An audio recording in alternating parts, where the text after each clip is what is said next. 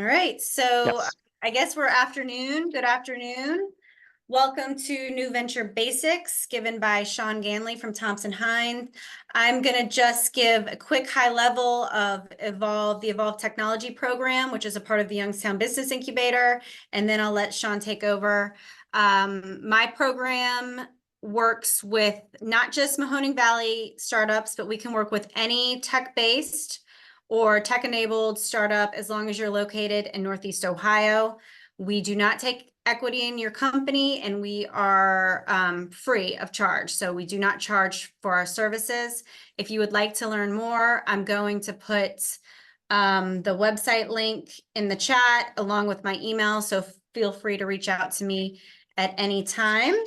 With that said, I'm going to turn it over to Sean Ganley. Like I said, he is a partner in the Thompson Hine New Venture Department or group. I'm not sure what I should say after that, amongst Perfect. many other things. So Sean, I'll let you take it from here. Thank you for being here. Great. Thank you. I do have a little PowerPoint, so I'm going to pull that up.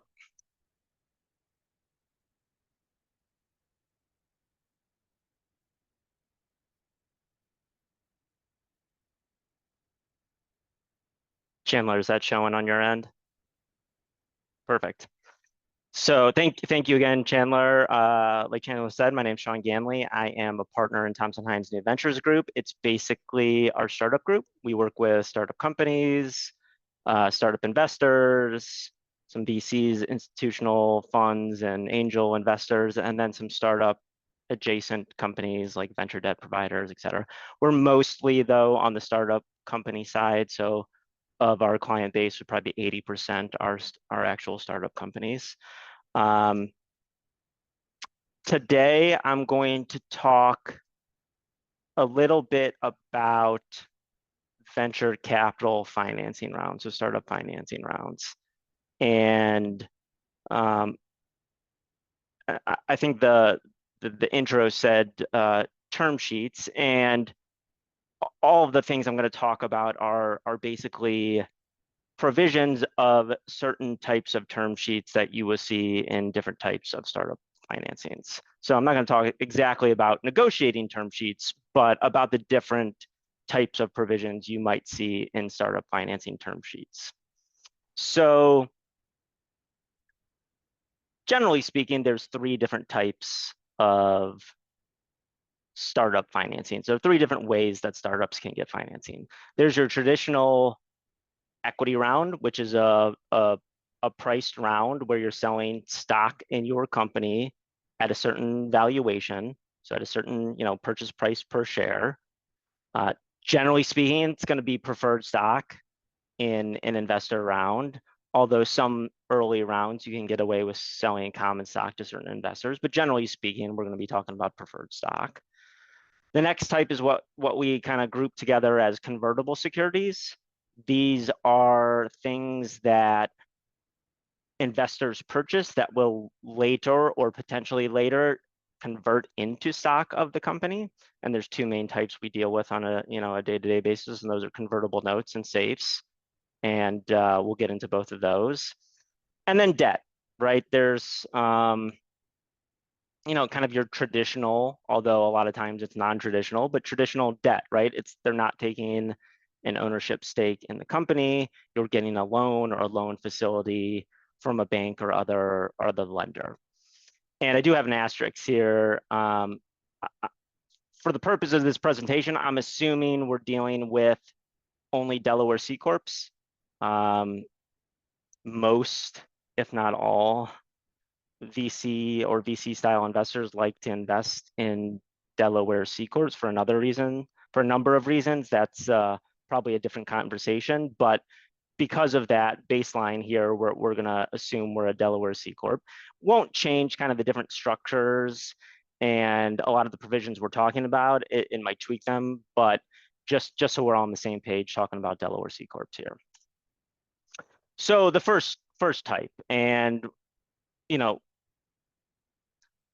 historically, kind of the biggest type of round, right? The most rounds or many rounds were preferred stock rounds, although that balance has shifted over the last 5 to 10 years. But the first type is going to be your traditional equity round, your priced preferred stock round.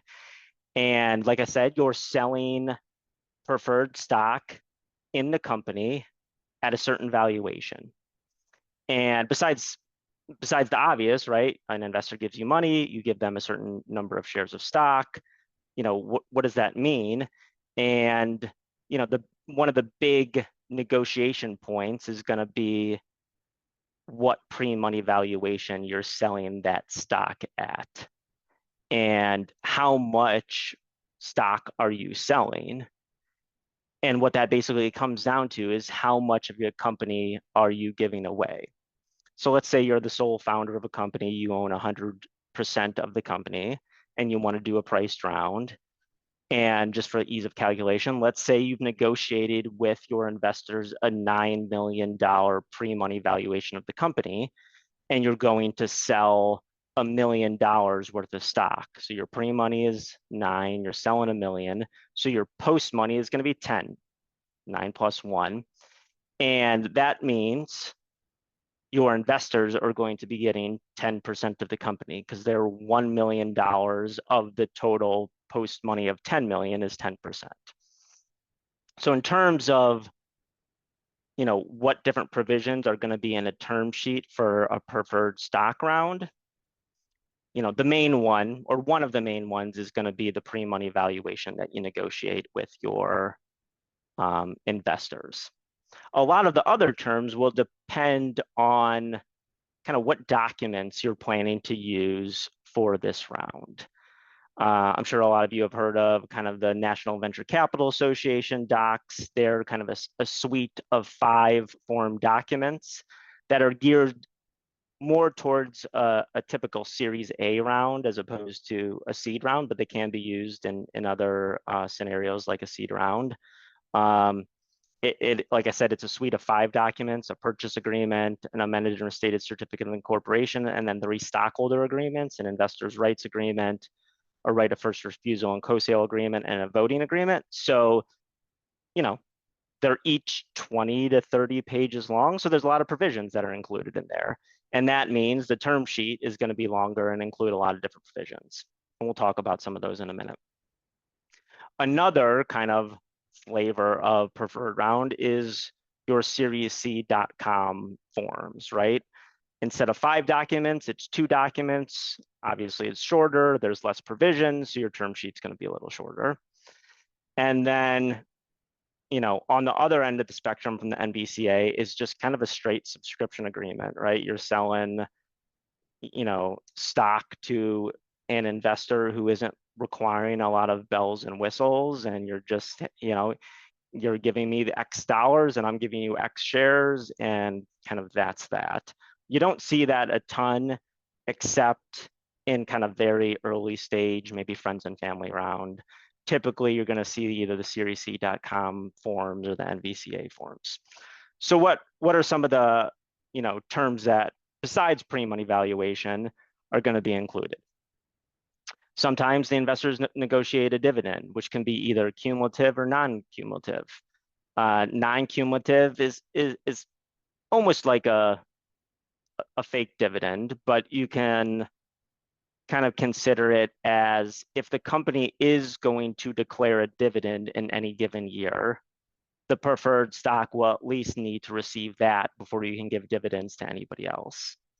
A cumulative dividend or accruing dividend kind of can be compared to a interest rate on a loan, right? It's normally phrased in terms of a percent, and that percent is based on the price per share.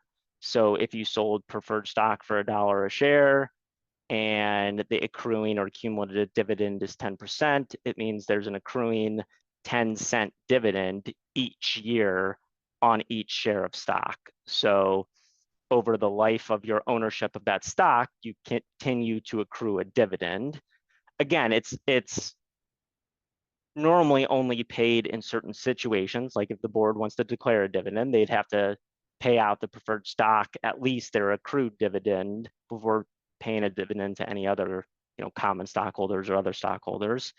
Or it can be paid in connection with the sale of the company. Those are kind of the two main ones. Speaking of sale of the company, liquidation preference. This is probably behind pre-money valuation, one of the other big terms you're going to be negotiating in a preferred stock term sheet. There's two main types of liquidation preferences. There's flavors of both of these, but there's two main types, either participating or non-participating preferred stock. Participating means that in the connection with a sale or liquidation of the company, the preferred stockholders are going to get their money back plus any accrued dividends, going back to the accruing dividends we just talked about. So their money back plus accrued dividends, if there are any, off the top. And then will also share pro rata in the remaining proceeds with the common stockholders of the company. So let's say the preferred stockholders put in, $9 million. There's, at the time of the sale, $1 million worth of outstanding accrued dividends, and the company sells for $50 million. With participating preferred stock, the preferred stockholders would get that $10 million, the $9 million they put in plus $1 million of accrued dividends off the top. So there'd be $40 million left. And then they would participate pro rata based on their ownership percent of the company with the common stockholders in the remaining 40 million. So if the preferred stockholders, owned 20% of the company, they would not only get that $10 million off the top, but they would also get 20% of the remaining 40 million. Obviously that's pro investor. It's better for the investor. Non-participating is kind of pro company. So instead of it's and you get your money back and share pro rata, it's an or. You can either get your money back and any outstanding accrued dividends, or you could share pro rata with the common based on your percentage ownership of the company. So, folks would likely take their money back in kind of a downside sale scenario, a less than ideal scenario, or they would take their pro rata portion in an upside sale and in a home run or a grand slams type sale. Instead of just getting their money back, they might want to take their pro rata portion if that gives them more proceeds. Other terms, conversion rights. Generally, preferred stock can convert at its option into preferred. There's only a few reasons why they might do that, but that's something to consider in a term you'll often see. You'll generally see mandatory conversion too, under certain circumstances, generally speaking on an IPO that meets certain qualifications. You're not going to IPO a company with both common and preferred. You're generally just going to have common. So you want a route to kind of force the preferred stockholders to convert to common in connection with an IPO. Anti-dilution protection. This isn't generally speaking what you might think of, where if the company issues additional stock, they're going to issue the investors additional stocks, so they're not diluted. It's generally speaking strictly in connection with a down round. So if you bought your stock at $1 and then a year later the company is selling stock to other investors for 50 cents, obviously those later investors are getting more bang for their buck. They're buying at 50 cents where you had to buy at $1, and thus are diluting you more than you thought you'd ever be diluted, because the hope is when you invest, the price per share is going to go up, not down. So anti-dilution protection, and it can be fairly complicated, but gives you some protection for those scenarios. Other terms, voting rights. The standard is preferred stockholders are going to vote alongside the common stockholders, or everybody has one vote per share. But the preferred stock can also have extra bells and whistles. They can have the right to a board seat, which we'll talk about in a second. And they often negotiate something called protective provisions, which are kind of a list of items that the company can't do without preferred stockholder consent. And it's usually, some certain threshold of the preferred stock have to agree to these actions. Typically, big ticket things, exits, sale of the company, a new financing round, new debt, payment of dividends, things like that. So it's not kind of your day-to-day operational, day-to-day operational type actions. It's more your big ticket type actions, but it's fairly standard to have a list of protective provisions like that kind of protect the preferred stockholders.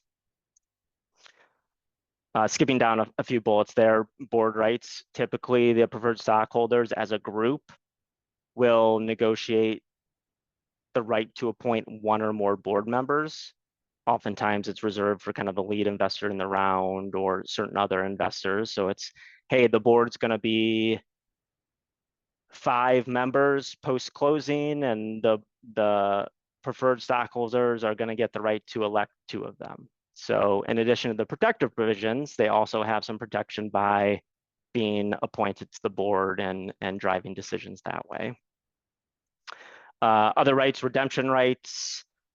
We used to see these a lot. We see them less so these days, but they're still around, and it's basically a put right, right? The preferred stockholders can force the company to rebuy their stock at either the original purchase price or the then current fair market value if a certain number of preferred stockholders request redemption. And generally speaking, it can't be done until a number of years after that investment. So 5 or 7 years after the investment, that's when the redemption right might kick in. Again, don't see it a ton these days, but it's still around. Registration rights, another term you'll often see. This has to deal with kind of forcing the company to go public, to IPO, or if the company is IPOing, giving the investors a right to kind of tag along on that IPO and be able to sell their stock in connection with the IPO. Right of first refusal, co-sale, again, fairly standard. This generally is applicable to transfers by the founders and other large common stockholders if they are attempting to transfer or sell some of their stock.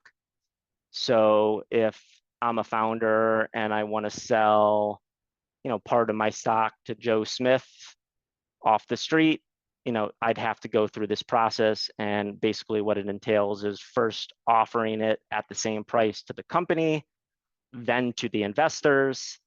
And if they both decline or don't purchase all of the stock, and I go ahead and sell it to Joe Smith, then I'll give the investors what's known as a co-sale right or a tag-along right, where those investors can also sell some of their stock. A couple more preferred stock terms you see kind of often are drag-alongs. That's basically a way to protect against smaller investors from blocking a sale of the company. So basically it goes like, if a certain threshold of stockholders agree to a sale of the company, everybody else has to agree to the company too. They're dragged along in the sale, so that a small stockholder can't block a sale that the vast majority of the other stockholders want. Founder equity vesting requirements. So investors are in startups largely investing in the team, right? They're investing in the IP and the idea, and depending on where you are, your sales and things like that. But they're to a large extent investing in the founder team, and they don't want to cut a check to the company and see that founder walk away with all of their stock the next day. So to protect against that, they put in vesting requirements.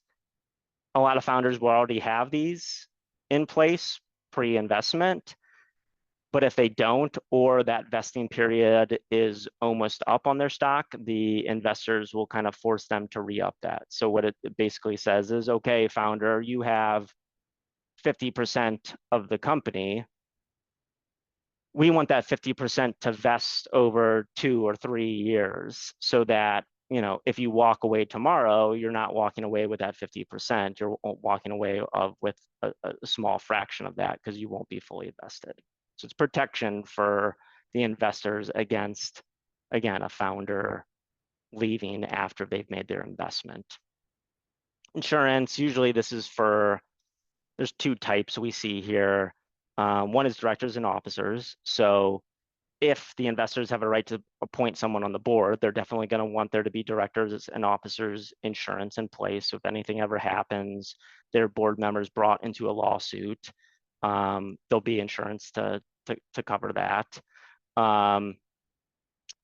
And the other would be key person. It's basically life insurance. Again, going back to the importance of the founders, they might require key person insurance on one or more of the founders that says, hey, if something horrible were to happen to one of these founders, there's an insurance policy in place that with the proceeds that would go to the company to kind of allow the company to continue, pivot, find somebody new with that founder being gone.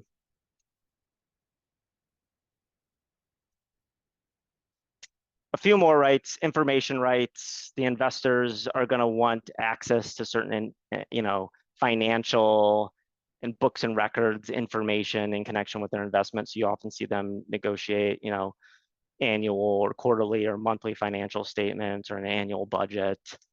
Preemptive rights, another big one you'll see. These are also known as pro rata rights. So if I invested in the company and now I own 5% of the company, if you're going to do another financing round in the future, I will have a pro rata right to participate in that round so that I can maintain my 5% ownership. So if you're doing a new preferred stock round, I can purchase 5% of that round so that after that round, I still own 5% of the company.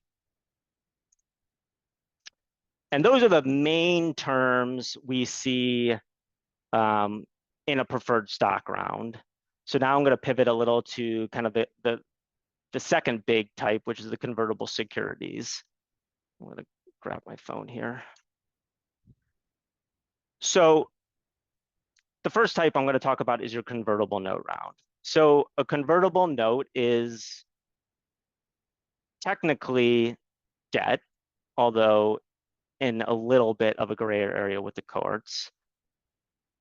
But as I said at the beginning, it's a security that investors will purchase. And the intent is that at some point in the future, it will convert into stock of the company.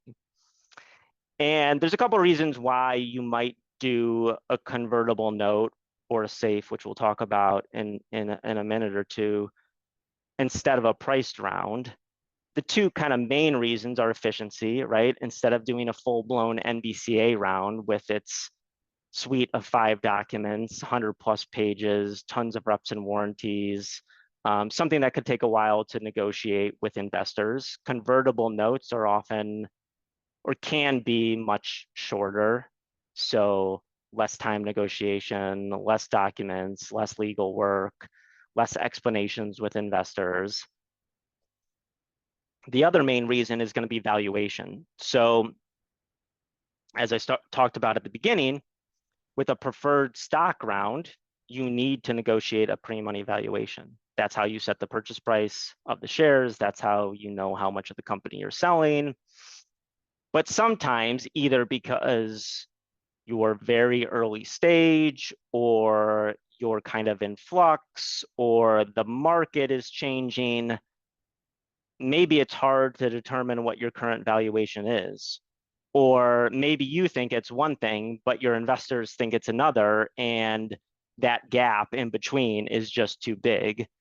So a convertible security like a convertible note can, in some senses, allow you to punt on valuation because you don't have to include a pre-money valuation. And I'll get into that a little more in a second. What a convertible note does contain is some debt-light features, a maturity date, an interest rate, so it's accruing interest, and a maturity date's setting a date by which it has to be paid back if it doesn't convert before that.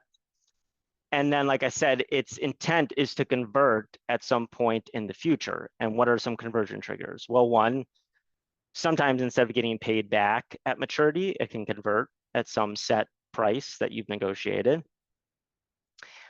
If you sell the company before the maturity date or before it's converted, you can negotiate that the note will convert again at some set valuation or some set predetermined price. Also, in connection with the sale, sometimes you see instead of conversion that the investors get a multiple of their money back. So, instead of just getting paid back in connection with an exit, they get 1.5 times their money back or 2 times their money back. But the big conversion is going to be in connection with a new priced preferred stock round of the company. So again, because it allows you to convert or to punt on valuation, you're basically punting until somebody else agrees with the company on valuation, and that's going to be your next preferred stock round. So at your next preferred stock round, these notes will automatically, or at the election of the investor, depending on what's been negotiated, convert into that next round at some sort of pre-negotiated discount or conversion cap. Now, conversion cap is a quasi-valuation, right? It's going to say if you're selling preferred stock in your next round at 10 million, but we negotiated a conversion cap of 8 million, I'm going to convert at 8 million, and my price per share is going to be based on an $8 million valuation, not a 10 million. An easier one to kind of understand is just a discount, right? If I'm selling stock at $1 a share in my next round and I've negotiated a 20% discount, my note will convert at 80 cents per share instead of a dollar share. And again, the theory there is I'm taking more risk by putting my money in earlier than this round, so I should get a kicker in the form of either a conversion cap or a discount when my note does convert. Some other terms that could be included, sometimes they're secured, just like you go out and get a loan from a bank or a mortgage from a bank on your house. They're going to want it secured by certain assets, right? If it's a mortgage, it's going to be secured by your house. If it's a loan, it might be secured by all the assets of the company. You don't see it a ton with convertible notes, but those notes can be secured by the assets of the company too. Generally speaking, again, the intent is for these convertible notes to convert into stock. Again, typical VC style investors aren't investing in a startup to get, a 10% return from their interest. They want it to convert into stock and, get some larger multiple of their money back. So there's often a restriction on prepayment. The company can't just go back and prepay the notes without their consent. A lot of times we see what's called a most favored nations clause, an MFN clause, which basically says if you issue another form of convertible security, like another convertible note, while my note is still outstanding, and that new note has better terms than you've given me, I will automatically get those terms. My note will kind of morph into those new terms. Other things, negative covenants, similar to protective provisions. Investors might negotiate negative covenants with a convertible note. And these are, again, a list of things that the company can't do without the consent of the convertible note holders. So it gives the convertible note holders some protection on their investment that, the company is not going to do certain things without their consent. So the other main type of convertible security is a SAFE, and you might have heard of them. They're pretty popular these days. They were, originally drafted and created by Y Combinator, kind of a West Coast accelerator and VCs investor, and it's very similar to convertible note, right? As an investor, the investor gives the company money. In return, the company gives them a SAFE. It's a 5 to 7 page document. And the intent is that SAFE will convert into the next price round at some sort of pre-negotiated discount or valuation cap. So same kind of conversion mechanics that we discussed with a convertible note. The difference is it's not in the form of a note. It's not in the form of debt. So typically, there's no maturity date. Typically, there's no interest rate. Typically, you're not going to see anything like negative covenants, et cetera, et cetera. So it's a more kind of company-friendly version of a convertible note. And again, it was used on the coasts very prevalently a number of years ago, but wasn't that popular kind of in the Midwest and other parts of the country. That has changed. It's been used a lot more all across the country. Last year, if you look at the statistics, a lot of kind of seed, pre-seed, and even larger sized rounds were SAFE rounds because, again, allows you to kind of kick the can down the road on valuation, which in times of uncertainty where the market's not so hot or there is a lot of uncertainty in the market, is a good thing, allowing you to kind of kick the can down the road on valuation. And, like I said here, because it's a standard form that Y Combinator developed, it's very efficient to negotiate. There's not a lot of time, legal work, fees involved. It's a standard form everybody's familiar with, so can be very efficient for a company to raise money if the investors are okay with it. I did want to mention here, with respect to the valuation cap or conversion cap, the difference between pre-money and post-money cap. So originally the SAFE had a the form SAFE had a kind of a pre-money version or pre-money version of the valuation cap. They've since switched over, the standard is a post-money. And basically what that means is if you set a post-money of 10 million, and you plan on raising $1 million of SAFEs, your pre-money is really 9 million. So the post-money means it's post the SAFE round investment.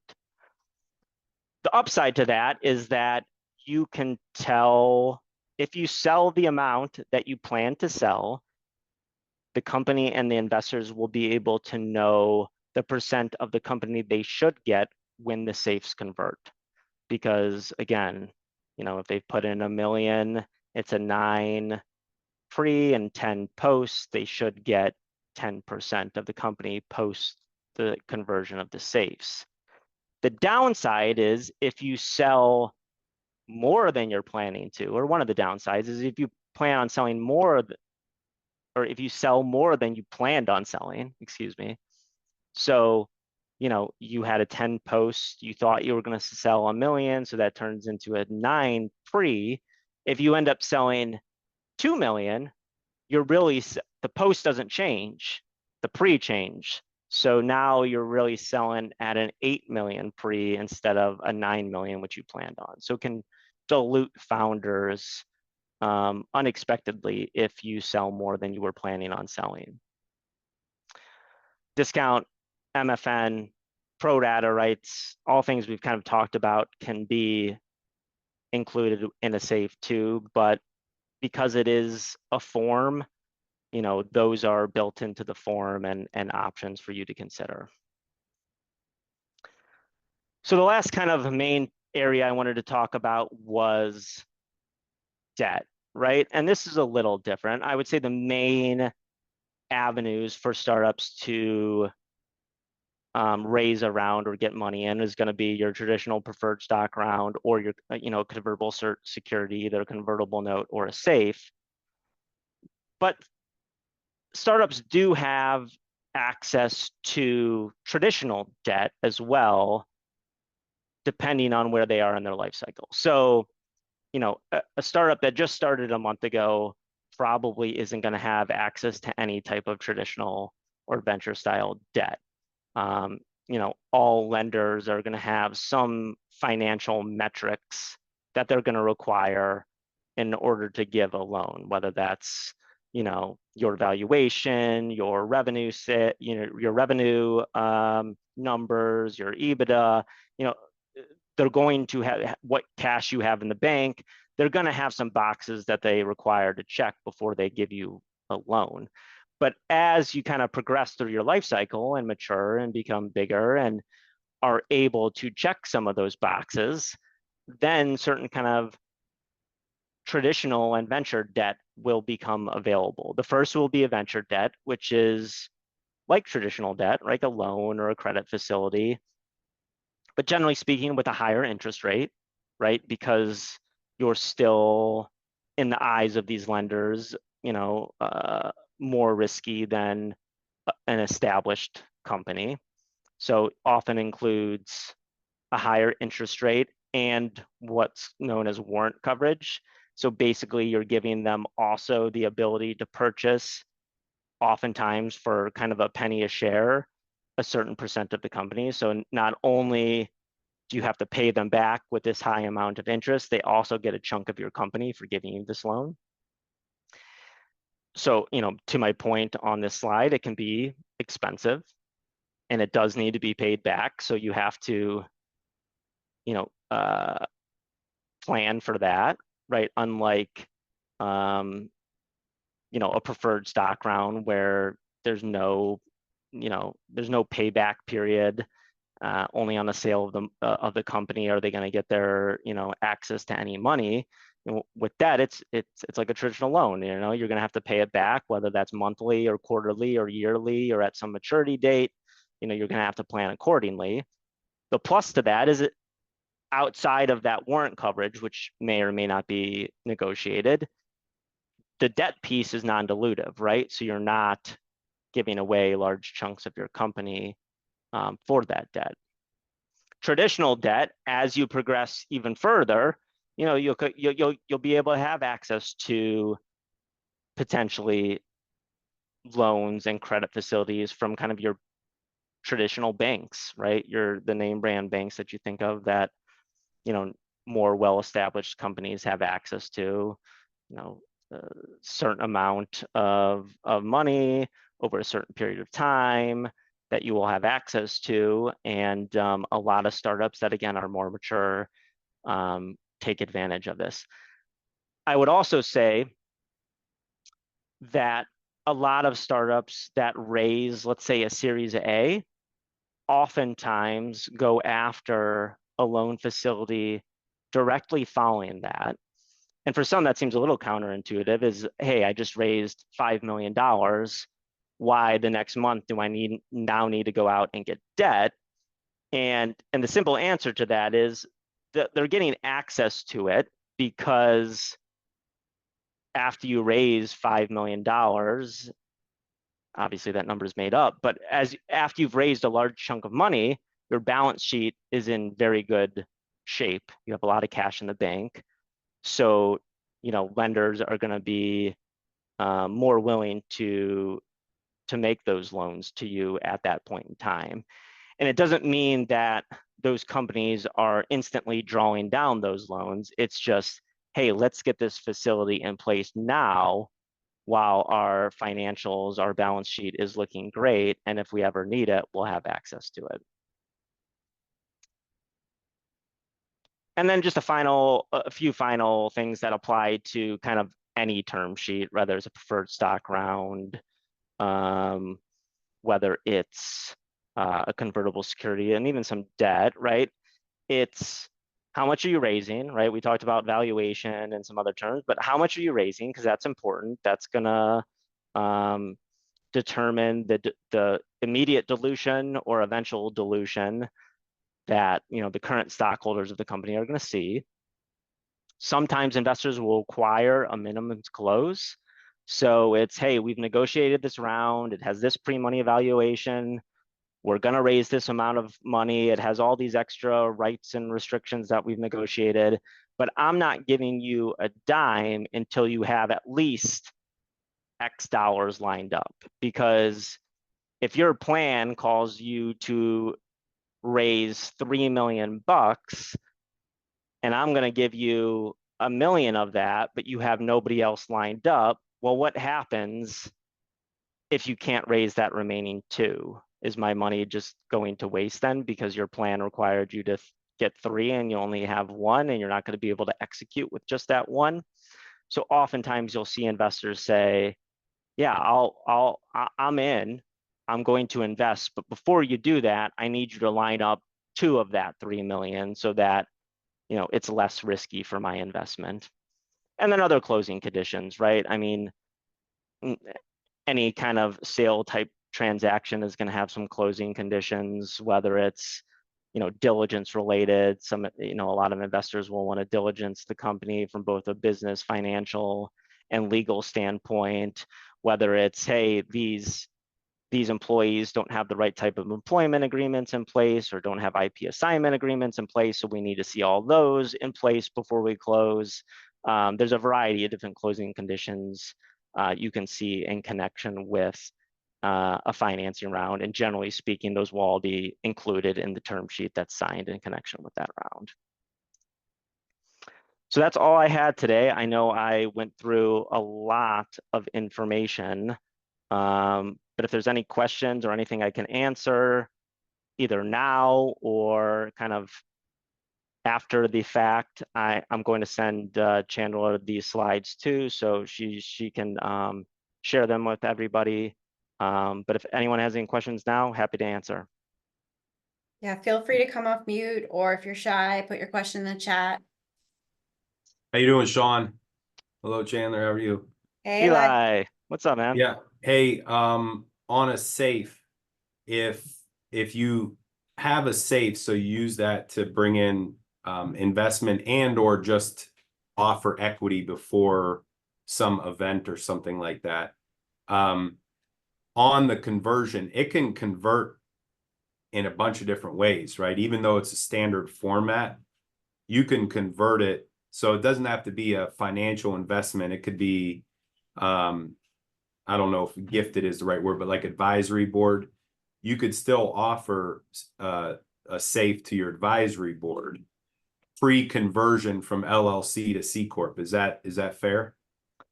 Yeah, so you're talking as like, instead of giving them cash or giving them actual stock, I'm going to give them a safe that's, has a $10,000 face value.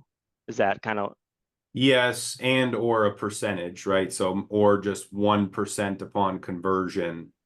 Because maybe, if trying to keep the cap table clean on them early stages when, you're trying to get people around the company, you want to be a part of it. Yeah. So that latter scenario is a little trickier. And the reason is there's going to be tax consequences to any award, right? Whether it's stock or cash, or in this case, a safe, right? So if you're going to give an advisor, let's put stock options and things like that aside, because that's a different beast. But if you're going to give them straight stock in your company, the IRS is going to say, hey, you just got something as compensation. What is that valued at? And you're going to have to include that value in your income. Same goes for cash, right? You give someone cash for compensation, they have to include that in their income and pay taxes on it.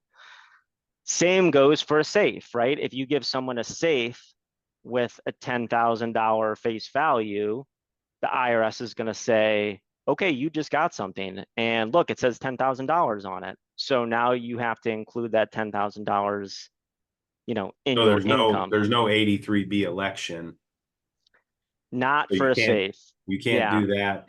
And then No. could you do a promissory note effectively instead of a safe so that it's not an actual asset? It's a promise of the asset, and then it wouldn't be a taxable event. Yeah, and we could talk offline about this, Eli. There are ways. Sorry, I just no, there are ways to just because it can get complicated. The short answer is it can get complicated, and you obviously want to avoid any unintended tax consequences. I think the answer is yes, you can structure something like that. It's a little unique and maybe not something we see every day, but there are ways to probably do something like that Thank you. more than happy to Yeah. work through with you. Thank you. Yeah. Hi, Sean. This Hi. is Jill. How are you? I am well. How are you? I'm doing well. Thank you so much. That was absolutely just pages and pages of notes. So thank you for answering those questions for us. Yeah. Did leave you a personal note in regards to term sheets. We were actually approached just yesterday by a pretty large VC company, and they asked our financial needs, and they needed, we'll have to have a term sheet, and that's kind of been the holdup actually for our crowdfunding and our friends and family round as well, because we want to make sure that we're doing everything right from the ground up. My question is there a possibility to write a term sheet for this investor without our official cap table evaluation, pre-valuation, like completed by our financial group?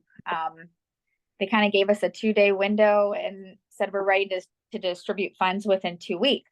And so we're like, oh no. Yeah. So the short answer is yes, right?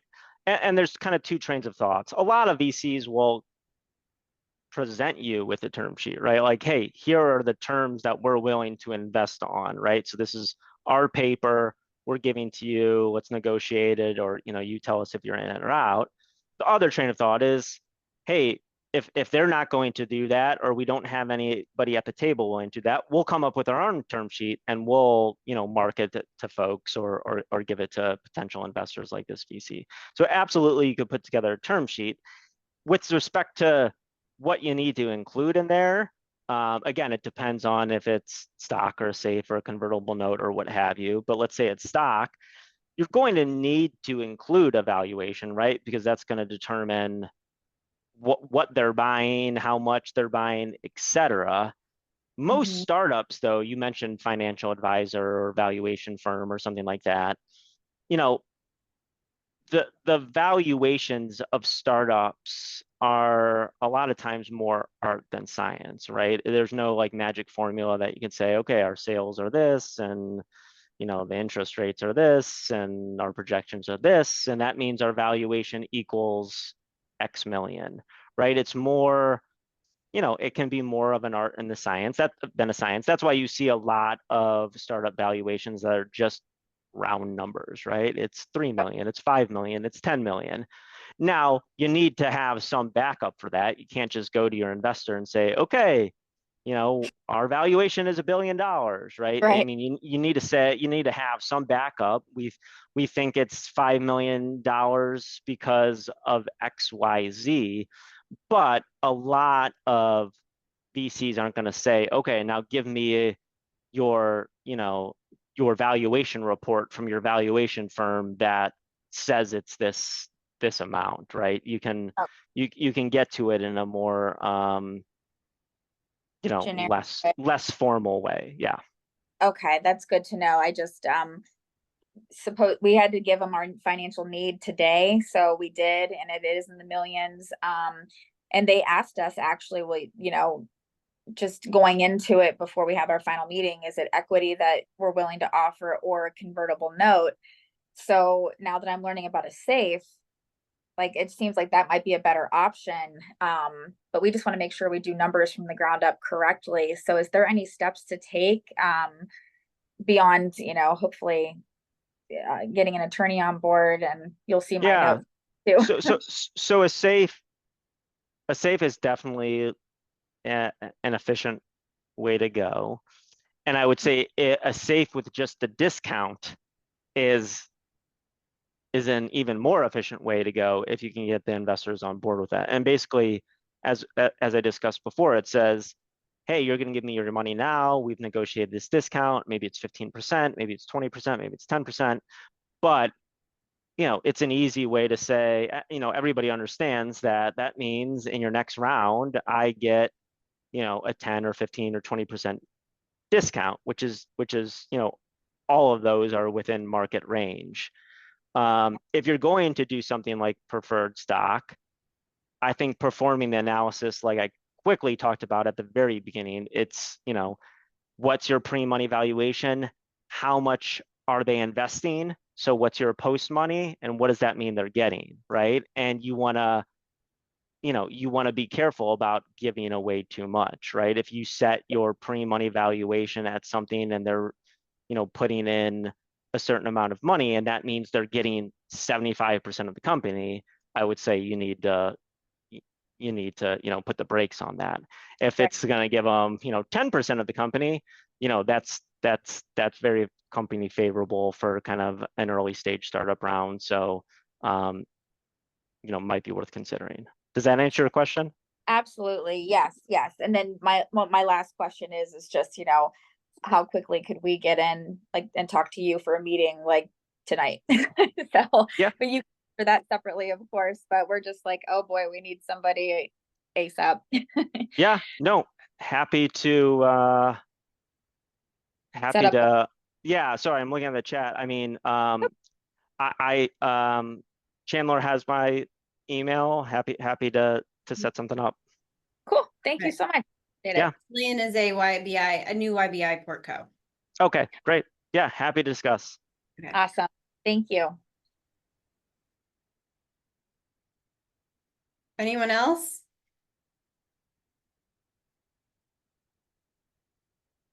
All right. I gotta tell you, Sean, I learned a ton, so I can't thank you enough. I was, you know, it's easy to, when you're not doing this every day, you consistently forget everything. So I feel like I have to learn this over again every single week. So I appreciate it. And Jillian, I will get you connected. And anybody else, if you need anything, please feel free to contact me. I'm gonna put my email in the chat right now. And thank you again. I appreciate it. Thanks, everyone. All right. Talk to you later. Bye-bye. Bye. Thank you.